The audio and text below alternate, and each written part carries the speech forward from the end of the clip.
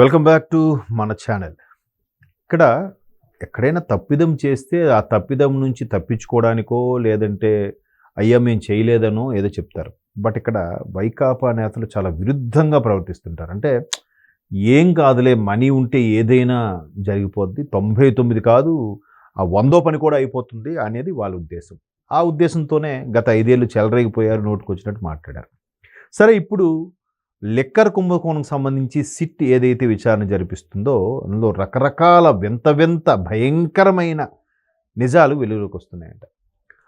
మాజీ మంత్రి కారుమూరి నాగేశ్వరరావు గారు అబ్బాయి కారుమూరి సునీల్ కుమార్ గారు మొన్న ఎక్కడి నుంచో లోక్సభకు పోటీ చేశారు అతను.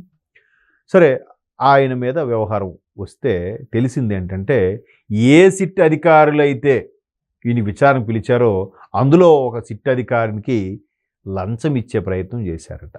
ఎందుకు లంచం ఇస్తారు అంటే, ఎంత మింగకపోతే, ఎంత కుంభకోణం జరగకపోతే ఇక్కడ లంచం ఇచ్చే కాన్సెప్ట్ బయటకు వస్తుంది. అది కూడా వేరే వ్యక్తులకు సంబంధించి కూడా ఇలాగే సిట్ విచారణలో ఒక పలానా కన్స్ట్రక్షన్ కంపెనీకి సంబంధించి ఆ కన్స్ట్రక్షన్ కంపెనీ నుంచి ద్వారా డబ్బులు మళ్లించి వీళ్ళు పొందే ప్లాన్లో ఆ కన్స్ట్రక్షన్ కంపెనీ వాళ్ళకి విచారణకి పిలిస్తే వాళ్ళు, అయ్యా మా ఇది పరిస్థితి, మాకెంత ట్రాన్సాక్షన్, ఇంత టర్న్ ఓవర్ ఇది చేయిస్తే మీకు ఎంత ఇస్తామని చెప్పారు, మేము చేసాము, ఆ వ్యక్తి ఇది అని వాళ్ళు చెప్తే అప్పుడు ఆహా ఇలా చేశారా, ఇంత పక్కాగా దొరికిపోయారా అని చెప్పి ఆ సిట్ అధికారి సందీప్ ఎవరో అన్నారు. అంటే అలాంటి పేర్లు కూడా చెప్పకూడదు వాస్తవానికి సిట్ అధికారి, బట్ సిట్ అధికారి కేసు వేశారు కాబట్టి విషయం బయటకు వచ్చింది. ఆయన, బాబు ఇలా జరిగింది, ఇది వాస్తవమేనంటే సినిమాలో చూపిస్తారు, పక్క ఒకసారి పక్క రండి సార్, చిన్న మనం మాట్లాడుకుందాం, సెటిల్ చేసుకుందాం, అలాగా మాట్లాడుకొని 25 లక్షలు ఇస్తామని నచ్చ చెప్పే ప్రయత్నం చేశారట. అంటే ఇంకా సిగ్గు, ఫీలింగు, బాధ, భయము, అయ్యో ఇలా తెలిసిపోతే ఏమనుకుంటారు ప్రజలు, మనం గాండ్రించి ఉమ్మేస్తారు, అలాంటి ఫీలింగ్స్ లేనోలే ఎట్లా దిగజారేలాగా చేస్తారు. అంటే అంత కోట్లు మింగేసి, సార్ ఒకసారి చూడండి సార్, కావాలి మీకు గిఫ్ట్గా ఇస్తాం సార్ అని చేశారంట. దీనికి ఎలా అంటే నేర చరిత్ర, నేర ప్రవృత్తి మార్చేసేలా చేసేస్తున్నారు.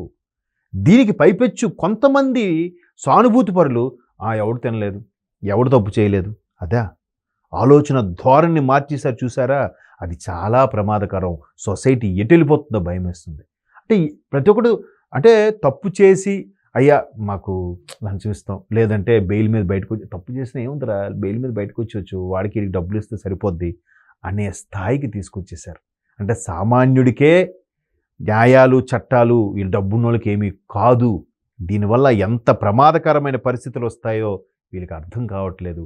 అలాంటి సిట్ అధికారికే లంచం ఇవ్వాలని చూశారంటే ఇంకా ఆ మహానుభావులకి 2 నమస్కారాలు పెట్టొచ్చేమో. ఉంది, మూల్యం చెల్లించుకుంటారు. మనం కాస్త ఓపిక పట్టాలి. వాళ్ళందరూ కూడా మూల్యం చెల్లించుకునే పరిస్థితి దగ్గరలోనే ఉంది.